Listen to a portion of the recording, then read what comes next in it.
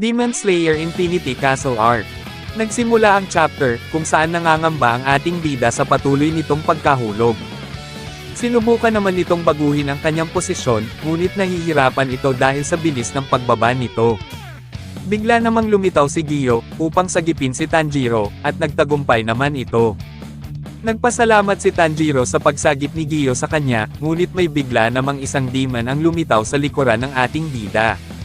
Mabilis naman napansin ni Tanjiro ito, at ginamit ang kanyang Breath of Water first form. Madali lang naman niyang natalo ito, ngunit may napansin si Gyo na may mga kalaban pa na nagtatago sa harapan ni Tanjiro. Lumitaw ang 5 bilang na demon sa kanilang harapan, at mabilis namang naghanda ang dalawa upang atakihin ang mga ito.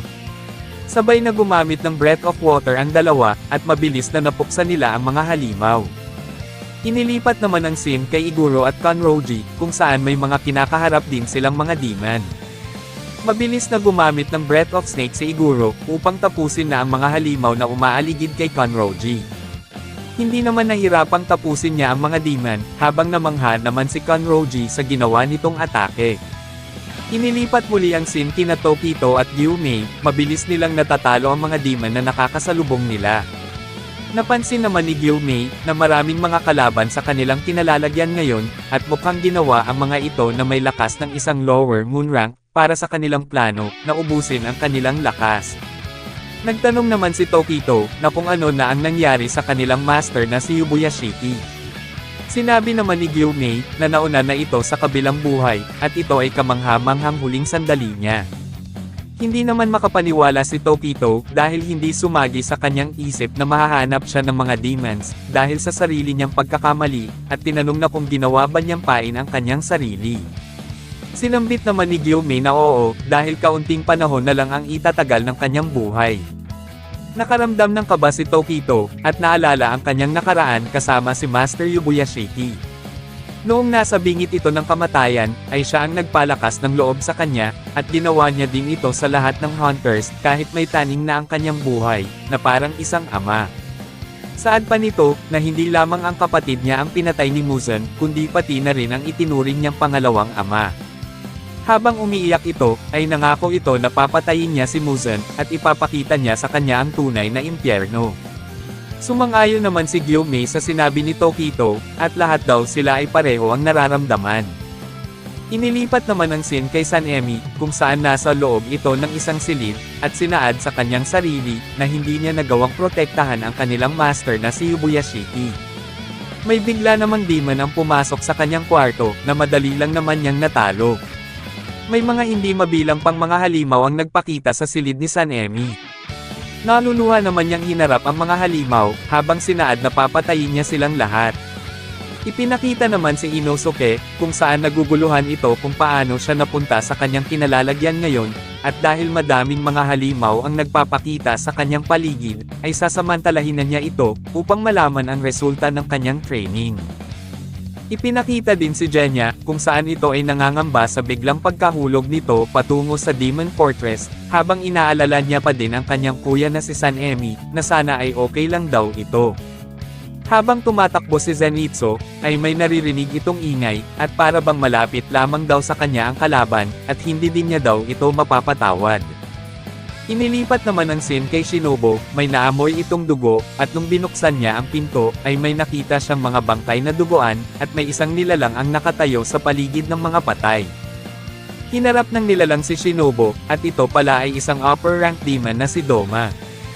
Habang kinakain niya ang mga taong pinatay niya, ay sinabi nito, na mukhang maganda at masarap ang bagong dating na babae, at dapat daw niyang pasalamatan si Nakimi sa kanyang ginawa mamaya. Puputulan muna natin ang kwento mga master, lagpasan nyo na lang kung ayaw nyong panoorin. Hey everyone! Are you an anime fan looking to add some extra comfort and style to your life? Look no further than the Dakimakura Anime Pillow. Featuring stunning artwork of your favorite characters, these pillows are a must-have for any true anime lover. The high-quality print and vibrant colors make each pillow a beautiful addition to your room. Made from super soft and durable fabric, Dakimakura pillows are perfect for cuddling, lounging, or even adding a personal touch to your decor. They're not just a pillow, they're a lifestyle. Whether you're sleeping, reading, gaming, or just need some extra support, Dakimakura pillows have got you covered. Their versatility makes them an essential part of any comfort setup. With easy-to-clean covers and designs that stay sharp even after multiple washes, you can enjoy your favorite characters every day without worry. They also have an amazing collection of anime design clothes. Whether you're into classic series or the latest hits, they've got something for everyone. What I really love about Dakimakura is the top-notch printing quality. The designs are vibrant and crisp, and they really stand out. Plus, their clothes are incredibly durable. You can wash and wear them over and over, and they still look as good as new. Their service is also fantastic. Fast shipping, easy returns, and a friendly customer support team that's always ready to help. And the best part? You can get a 10% discount on your entire order. Just use my exclusive code ADP Hirasui at checkout. It's a perfect time to update your wardrobe with some stylish and unique anime gear. Don't miss out on this fantastic deal. Head over to Anime Dakimakura Pillow website and check out their collection. Remember to use code ADP Hirasui for your discount. Thanks for watching, and happy shopping! Ipinakita ang nakaraan ni Shinobu, ito ay umiiyak dahil ang kanyang ate na nasa kanyang balikat ay nag-aagaw buhay.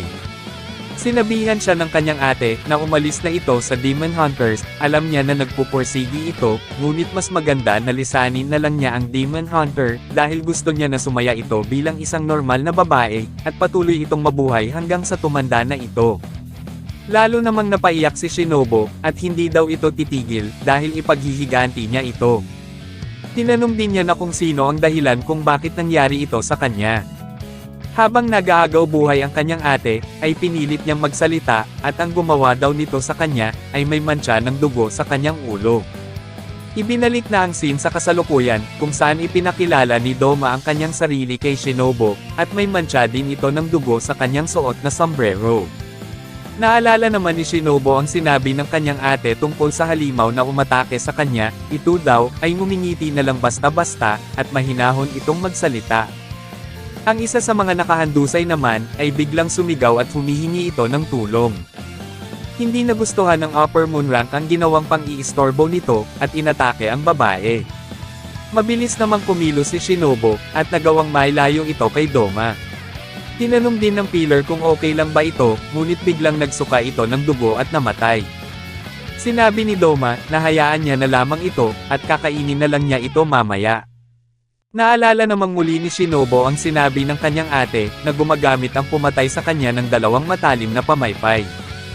Habang winawasiwas ni Doma ang kanyang pamaypay, siya daw ang founder ng paraisong kinatatayuan nila, at ang trabaho nito, ay gawing masaya ang mga tagasunod niya, kabilang na siya, at kakainin niya ang babae mamaya, at wala din siyang etitira dito. Napagtanto naman ni Shinobu, na ang upper rank na kaharap niya, ay ang pumatay sa kanyang ate. Sinaad din nito na paano niya nasabing pinapasaya niya ang lahat, habang ang babae ay sumisigaw ng tulong.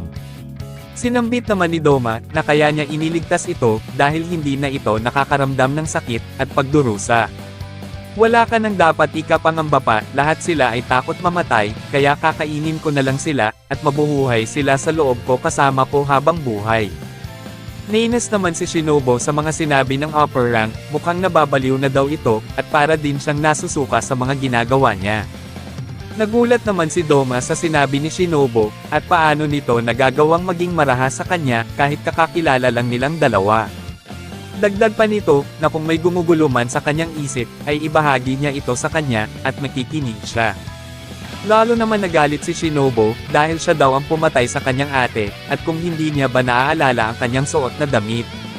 Naalala naman ni Doma ang damit na ipinakita ni Shinobu, at ito daw ang babae na gumagamit ng Breath of Flower. Sinabi din nito, na napakalambing at ganda ng kanyang ate, gusto din niya itong kainin noon, ngunit dahil malapit nang lumitaw ang araw, kaya hindi niya nagawa ito. Mabilis na kumilos si Shinobu gamit ang kanyang espada, at natusok niya ang kaliwang mata ng upper rank. Namangha naman si Doma sa atake ng Pillar, dahil hindi niya ito nagawang pigilan gamit ang kanyang kamay. Ginamit ng upper rank ang kanyang Blood Demon technique, at ito ay ang Lotus Eyes. Naiwasan naman ni Shinobu ang atake ng demon, ngunit dahil sa sobrang lamig nito, ay nagyelo ang maliit na parte ng kanyang pisngi at kamay.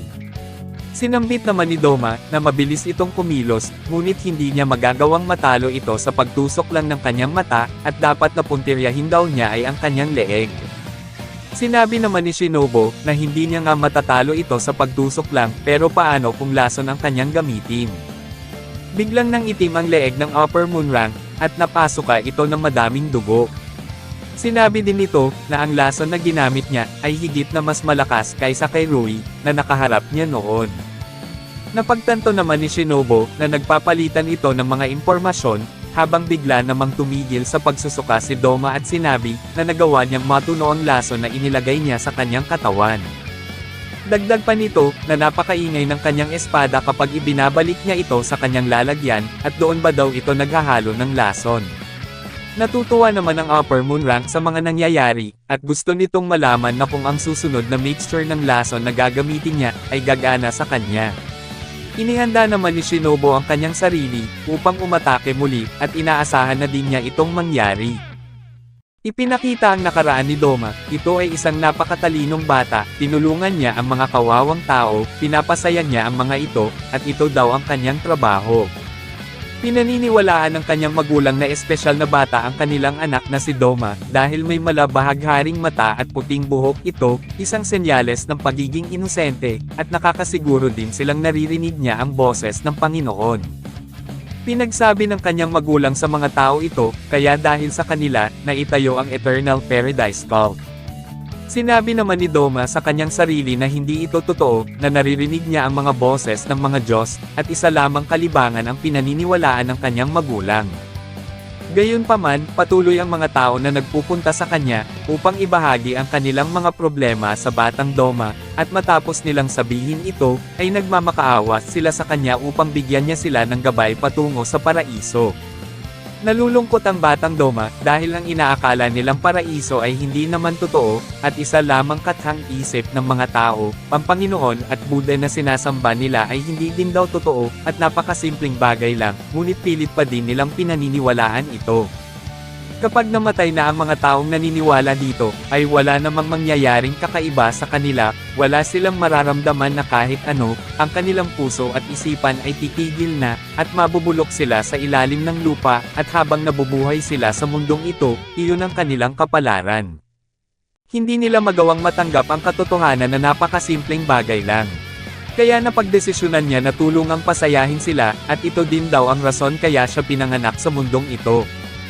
Ibinalik na ang scene sa kasalukuyan, at pang-5 beses nang sinusubukang lasunin ni Shinobu si Doma, ngunit hindi ito umeepekto sa kanya.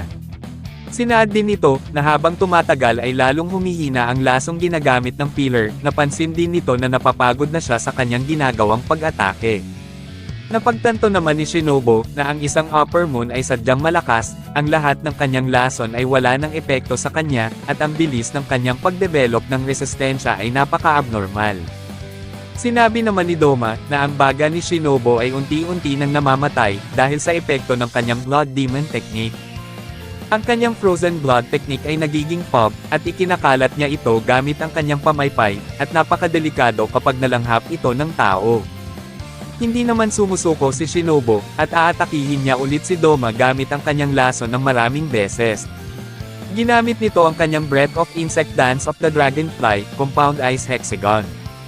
Matagumpay na napatama ni Shinobu ang kanyang mga atake, at dahil sa bilis nito, ay napahanga si Doma at siya na daw ang pinakamabilis na nakalaban niyang pillar. Bigla namang dumugo ang taas na bahagi ni Shinobu, at hindi niya namalayan na tinamaan pala ito ng atake ng Upper Moon.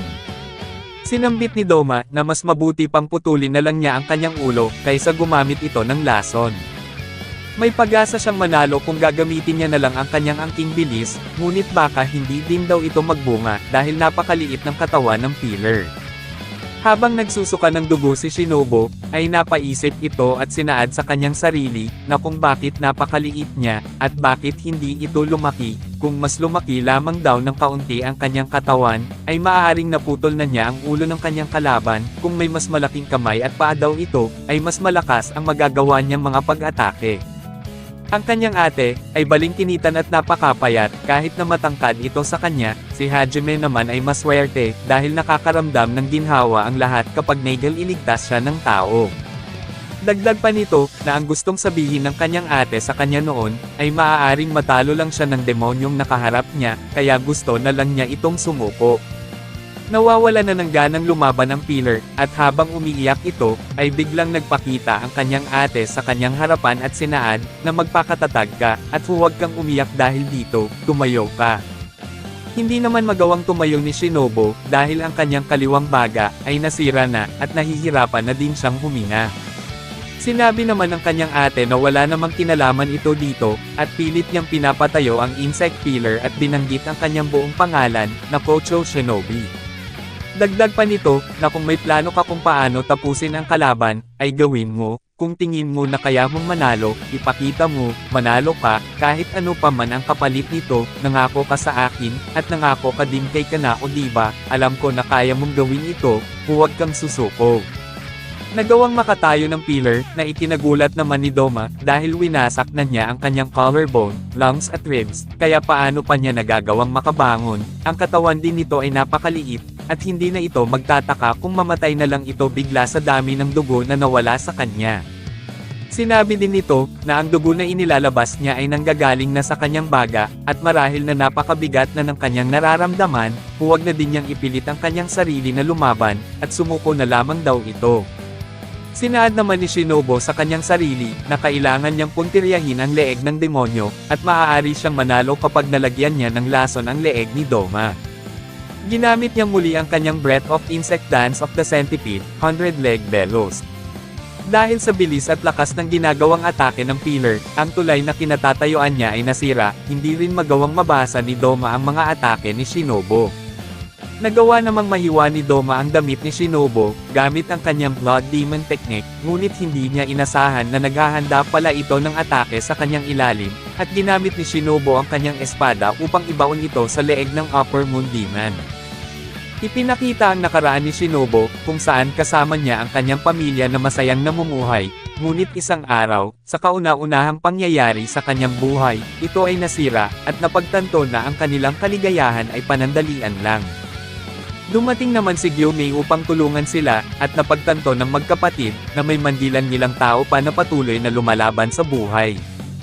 Napagdesisyonan nilang magpalakas, upang maprotektahan ang mga tao, kaya nangako sila sa isa't isa, na tatalunan nila ang mga demonyo, at kahit isa lang ang matalo nila, ay malaking bagay na. Hindi din nila hahayaang maramdaman ng iba pa, ang nararamdaman nila ngayong lungkot sa pagkawala ng kanilang magulang.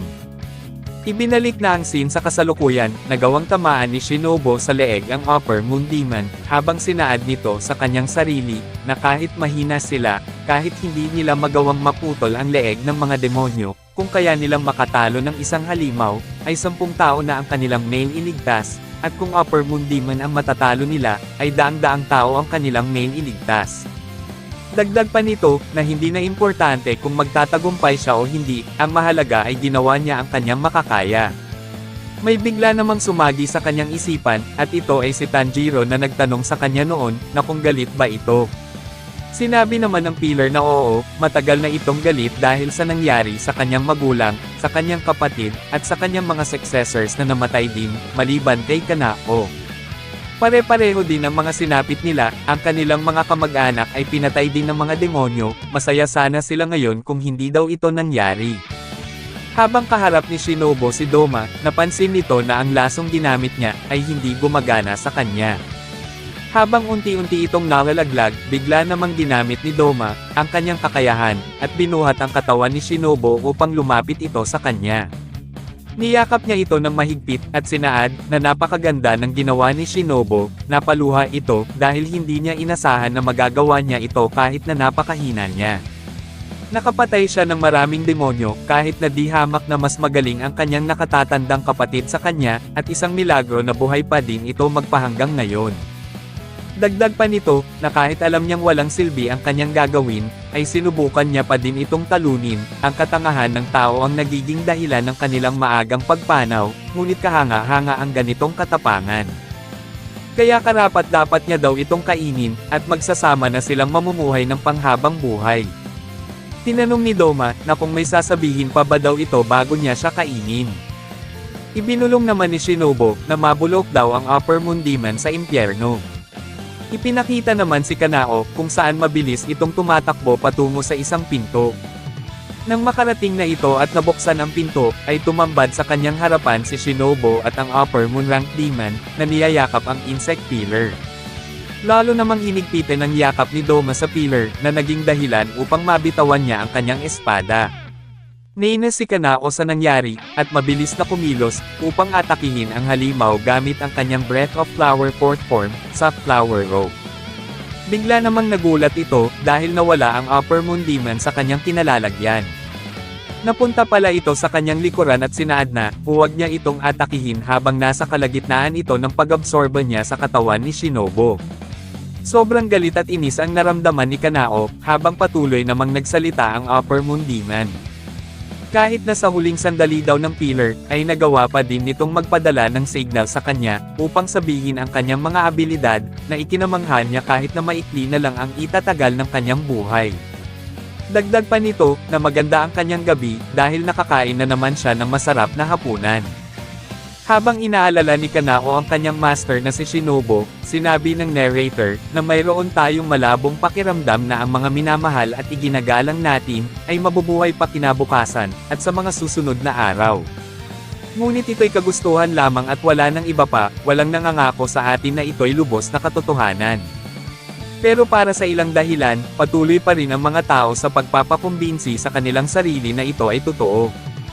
Inilipat naman ang scene kay Zenitsu, alam niya na may nagtatagong halimaw sa kanyang paligid, at kinausap niya ito upang palabasan, dahil nagsasayang lang ito ng oras. Sinabi naman ng demonyo, na dapat niyang galangin ito, dahil siya ang naunang estudyante ng kanilang master. Dagdag pa nito, na maaaring lumakas nga siya, ngunit isa pa din siyang tamad, at antuking mag-aaral. Tinawag naman ni Zenitsu ang demon sa kanyang pangalan na, kay Gakko, at dahil isa na daw itong demonyo, ay hindi na niya ito ituturing na kanyang senior. Ang kaharap na demon ni Zenitsu, ay ang Upper Moon 6, at ito din ang kanyang kasama bilang estudyante ng kanilang guro, na dating pillar na gumagamit ng lightning breath. Inilipat naman ang scene kina Tanjiro, kung saan muntikan na naman itong mahulog, at buti na lang na nakahawak ito. Sinabihan ni Gyo si Tanjiro, na mag-ingat, dahil ang kanilang kinalalagyan sa ngayon ay parang buhay, at kusang gumagalaw, upang ipaghiwalay silang dalawa.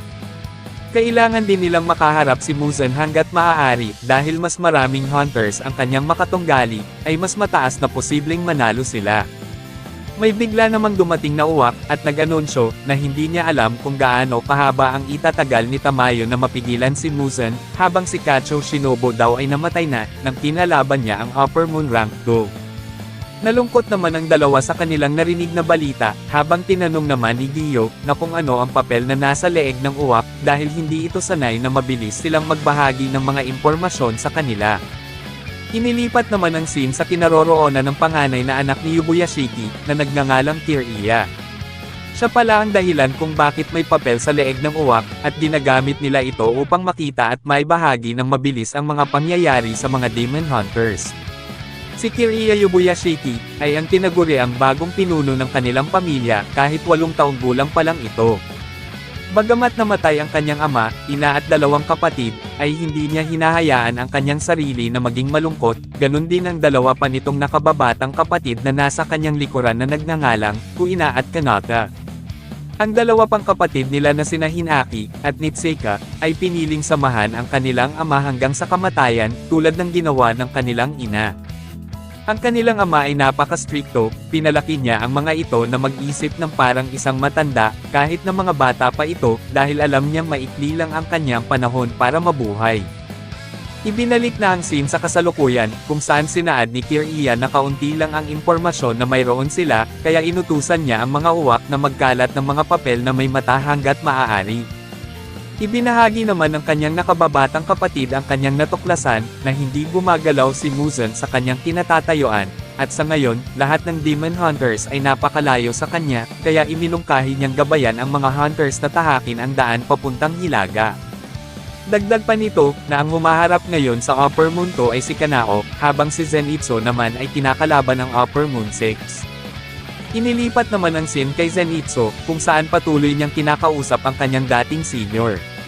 Sinabi ng Upper Moon 6, na hindi pa din ito nagbabago, at mukhang mahina pa din ito, patuloy na ininsulto niya si Zenitsu, at ang unang form lang daw ang kaya niyang gamitin.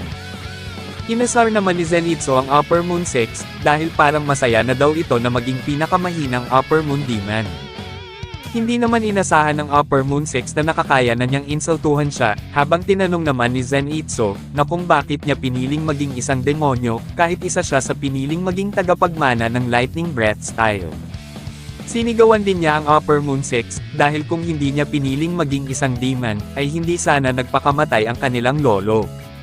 Ang kanilang lolo, ay hiniwa ang kanyang tiyan na mag-isa, at walang pumutol sa kanyang ulo. Noong hiniwa niya ang kanyang tiyan, ay dapat na may pumutol sa kanyang ulo, pero wala, nagdusa siya at naghirap hanggang sa mamatay na lang ito, namatay siya nang walang sumasaksak sa kanyang lalamunan o puso, at ang lahat ng ito ay dahil daw sa kanya, na nilamon ng mga demonyo. Sinambit naman ng Upper Moon 6, na hindi na niya ito problema, wala siyang pake kung ano man ang nangyari sa kanilang lolo. Masaya din siya na namatay ang kanilang walang kwentang lolo na nagdurusa, nagpursigi siya noon na maging tagapagmana niya, ngunit gusto niya na ibigay ang kalahati kay Zenitsu, kahit na isang hampas lupa lang daw ito. Wala din siyang pake kahit na dati pa itong pillar, hindi niya mapapakinabangan ang isang tulad niyang matanda na, at walang utak. Ikinagalit ng sobra ni Zenitsu ang mga sinabi ng Upper Moon 6, at sinambit na ang kanilang lolo, ay hindi ganoon. Sinabi din nito, na kung hampas lupa siya, ay basura naman ang Upper Moon 6, bagamat ang unang form lang ang kanyang nagagamit sa Lightning Breath style, ang Upper Moon 6 naman ay nagagamit ang lahat ng form, ngunit hindi ang first form na alam niya. Ang kanilang lolo daw ay namatay ng walang matinong tagapagmana ng kanyang Lightning Breath style. Nagalit naman ang Upper Moon 6 dahil sa pang-asar ni Zenitsu, at mabilis na umatake ito gamit ang kanyang Breath of Thunder 4th form, Distant Thunder. Hindi naman nagpahuli si Zenitsu, at naghanda ito upang sabayan ang atake ng Upper Moon 6. Matapos magtagpo ng dalawa, sinabihan ni Zenitsu na mabagal kumilos ito, at tinawag din niya itong basura.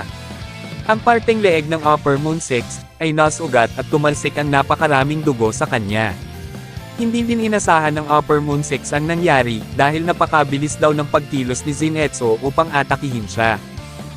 Ipinakita ang nakaraan ng Upper Moon 6 na si Kaigako. Hindi daw nakakahiya na lumuhad sa harapan ng isang malakas na katunggali, at ito ang Upper Moon 1 na si Kokushibo. Kahit na ang kanyang ulo ay nakadikit na sa lupa, kahit na wala na siyang tirahan, o kaya sa maruming tubig na lang siya umiinom, o kahit na mahuli siya na nagnanakaw, hanggat nananatili siyang buhay, ay maaari siyang magtagumpay na manalo balang araw. Iminungkahi ng Upper Moon 1 na maging demonyo siya, upang mas higit na lumakas pa ito at maging kasapi ng kanilang hukbo.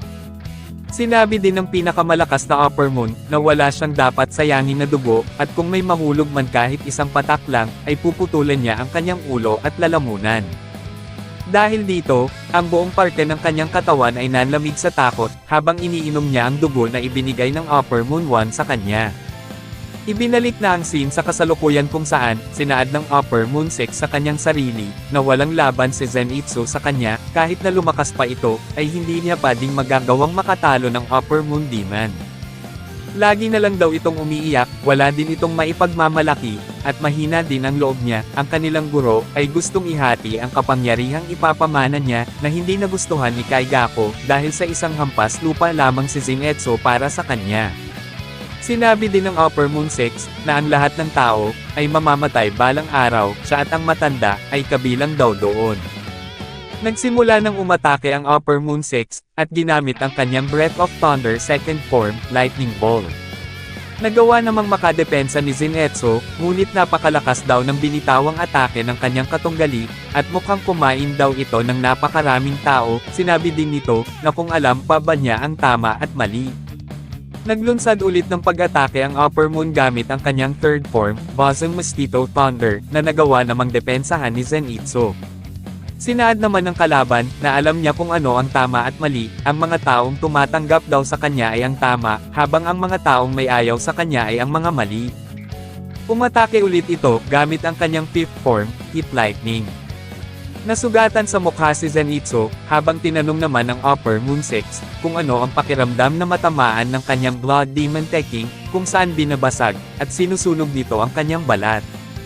Patuloy na nagbato ng mga atake si Kaigaku, at sa puntong ito, ay hindi na nakadepensa si Zenitsu, at nagtamo ng maraming sugat sa kanyang katawan. Sinambit ng kanyang kalaban, na dahil isang demon na siya, ang kanyang lightning breath ay lalong lumakas, kaya itinuring niya ang kanyang sarili na espesyal, na hindi katulad ni Zenitsu na mahina.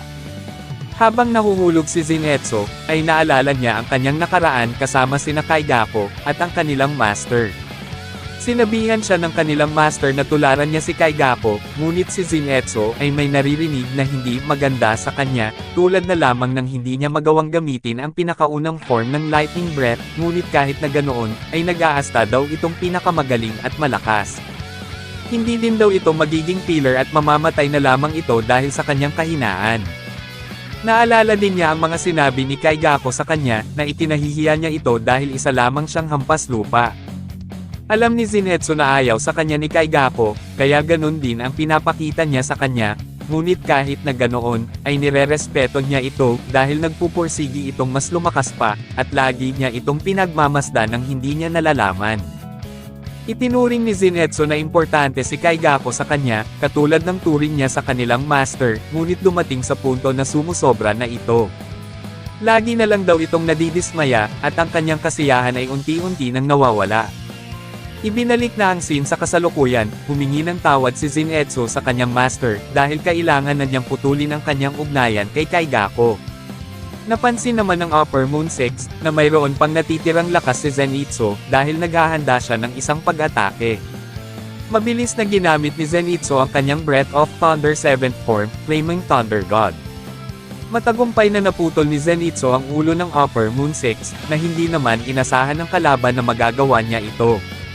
Habang nahuhulog ang kanyang ulo pa ibaba, ay napaisip ito at sinaad sa kanyang sarili, na hindi niya nakita ang ginawang atake ni Zenitsu sa sobrang bilis niya, hindi din niya alam kung anong form ang kanyang ginamit, at inakala na ang kanilang master ay paborito si Zenitsu, dahil hindi niya ito itinuro sa kanya. Sinambit naman ni Zenitsu, na ang kanilang master ay hindi ganon, dahil ang form na kanyang ginamit, ay kanyang likha, at gusto niya sanang gamitin ito kasama siya na lumaban balang araw. Habang nahuhulog ang dalawa, napagtanto ng Upper Moon 6, na bago ang ginamit na atake ni Zenitsu, dahil ang lightning breath ay may 6 na form lamang. Hindi din niya matanggap na natalo lamang siya ng hampas lupa, napansin naman niya na wala na ding natitirang lakas si Zenitsu, at mamamatay din daw ito kasama niya. Bigla namang nagpakita si Yoshiro sa harap ng ulo ng Upper Moon 6, at sinabihan niya ito, na ang mga taong hindi marunong magbigay sa iba, ay hindi din makakatanggap ng kung anong bagay sa kanila. Katulad ng iba na puro hangarin lamang ang gusto, ay magwawakas ng walang anuman. Ang mamatay ng nag-iisa ay talagang nakakahiya. Tuluyan nang naglaho ang Upper Moon 6, habang iniligtas naman ni Yoshiro si Zenitsu. Nananaginip si Zenitsu, kung saan nakita niya ang kanyang master na nasa paraiso.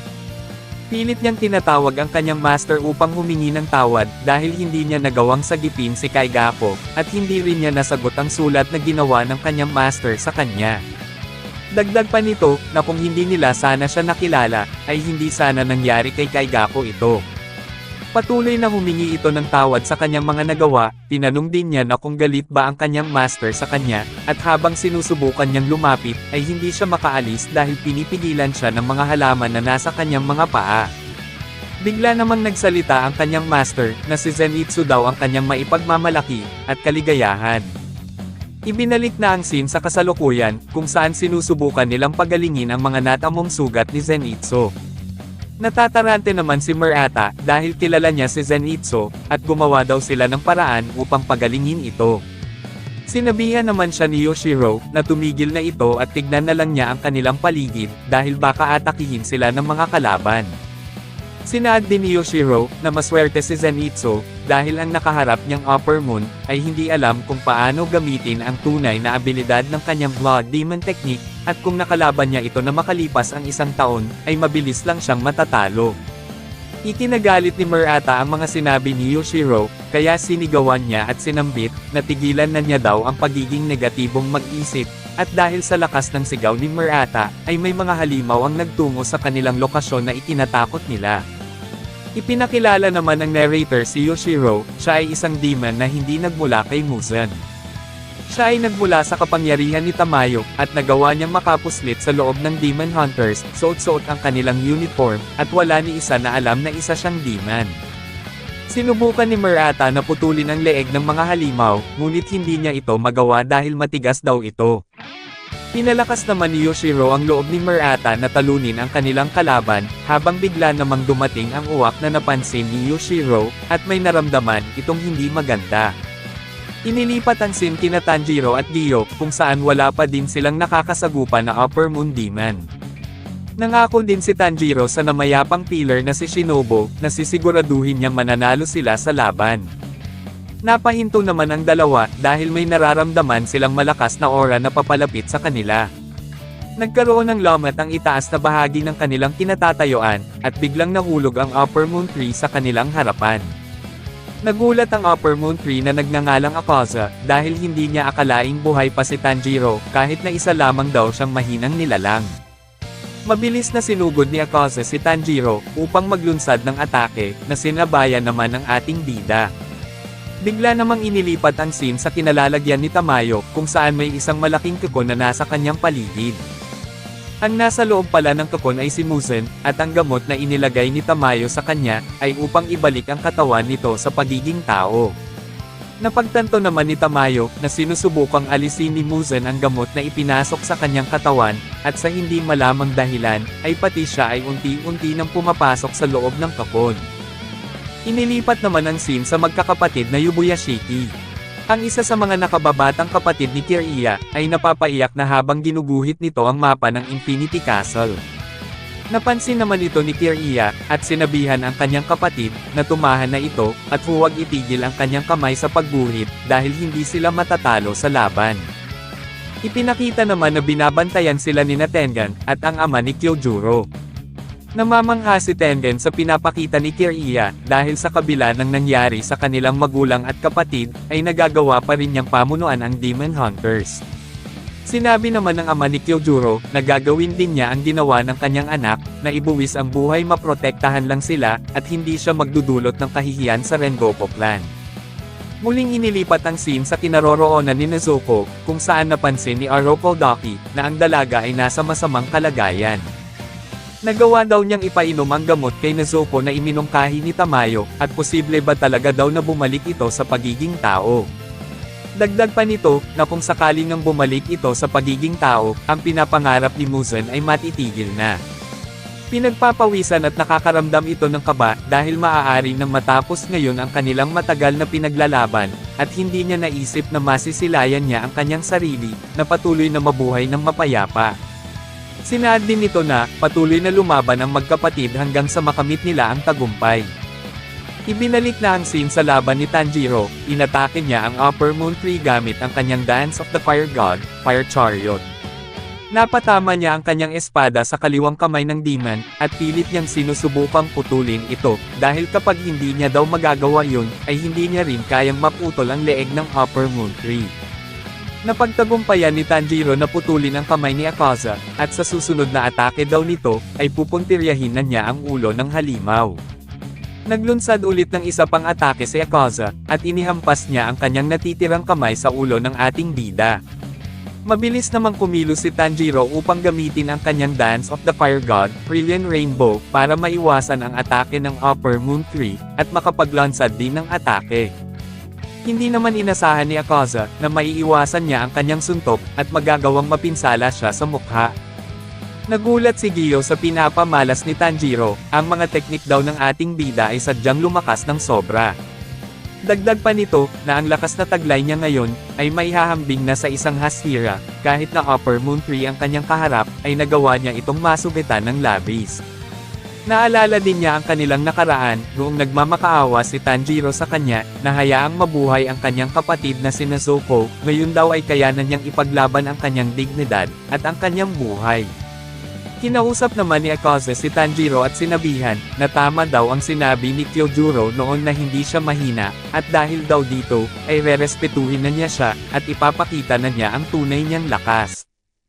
Bigla namang inatake ni Gyo si Akaza, gamit ang kanyang Breath of Water third form, Dance of the Swift Current, Destructive Kill War style. Nagawa namang maiwasan ng Upper Moon Tree ang atake, at matagal na panahon na daw nakaharap ito ng isang malakas na katunggali. Hindi naman pinansin ni Gyo ang Upper Moon, at naglunsad ulit ng atake gamit ang kanyang Breath of Water 11th form. Muling naiwasan ni Akaza ang atake, at sinaad din nito, na ngayon pa lang niya nakita ang atake ni Gyo, dahil ang huling water pillar na pinatay niya ay hindi ginamit ito. Inatake din ni Tanjiro si Akaze gamit ang kanyang Dance of the Fire God, Scorching Crimson Mirror, ngunit biglang nawala si Akaze sa kanyang paningin. Napunta si Akaze sa kanyang likuran, at umatake ito gamit ang kanyang kanang kamay, upang baliin ang leeg ni Tanjiro.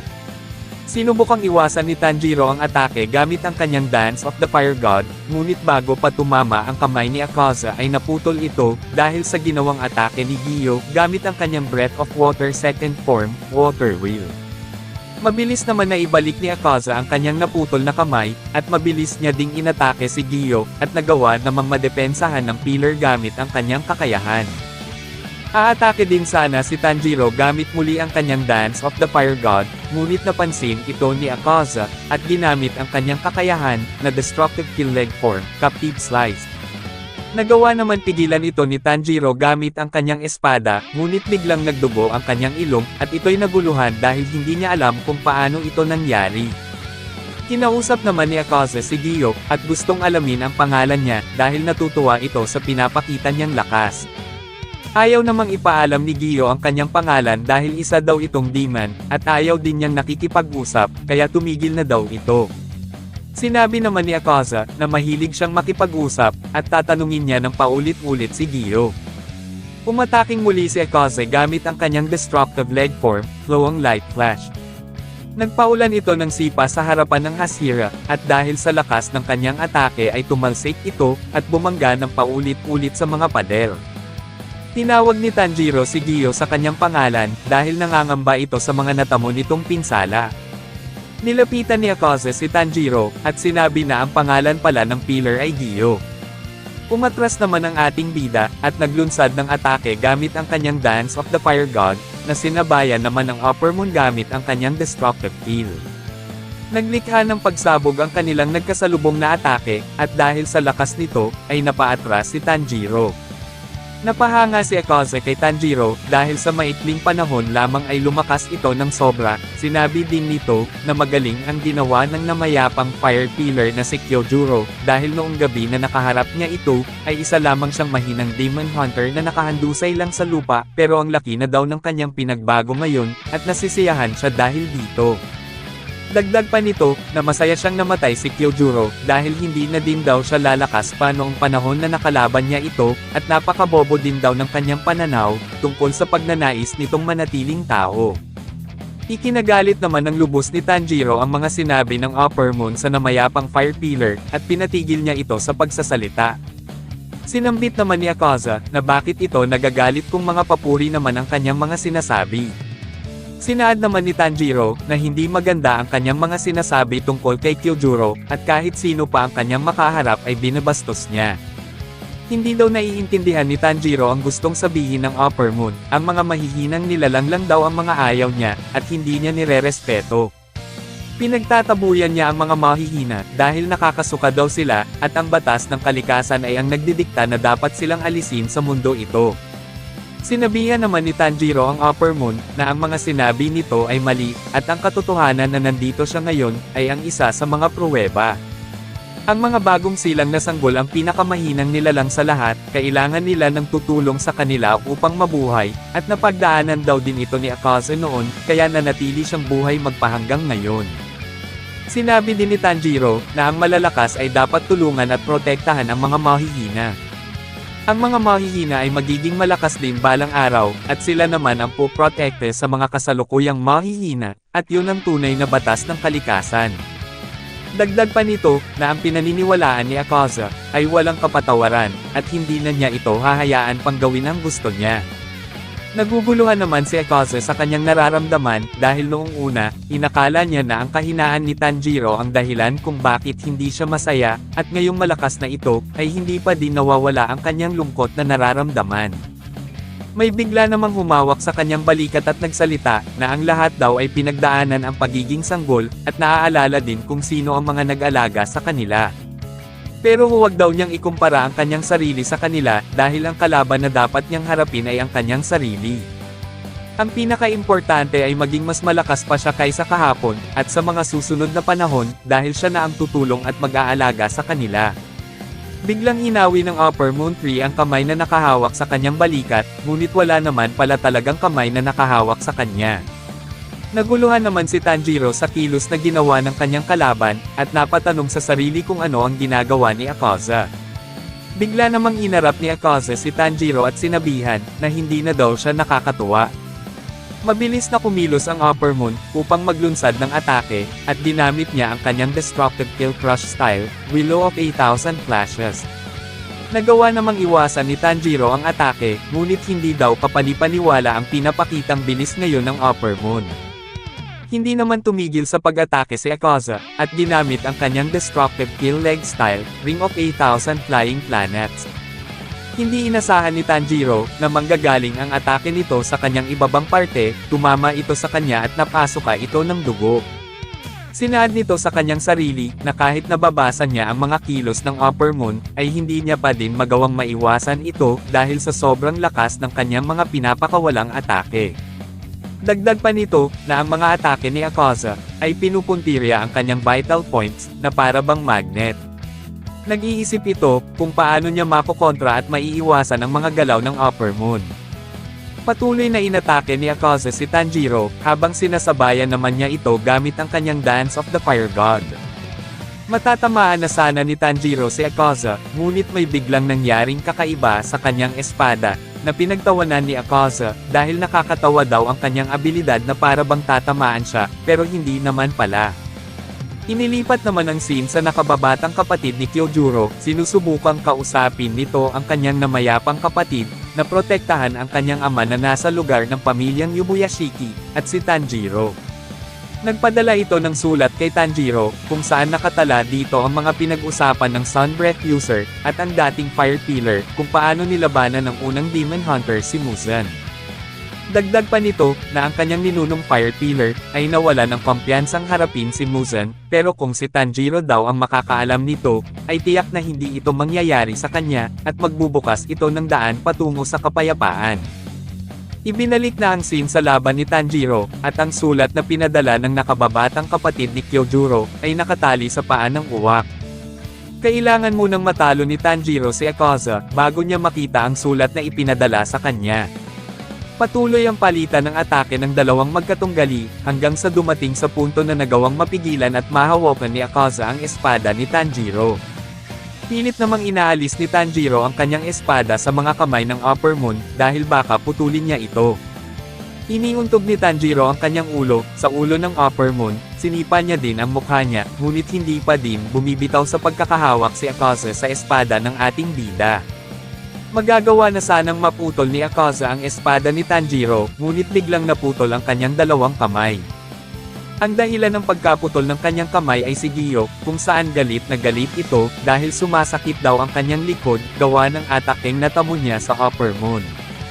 Dito na natatapos ang unang part ng Demon Slayer Infinity Castle Arc. Paki-follow naman po ng ating Facebook page, nasa description po yung link. Muli huwag kalimutang mag-like, comment, share at subscribe sa ating channel. Salamat!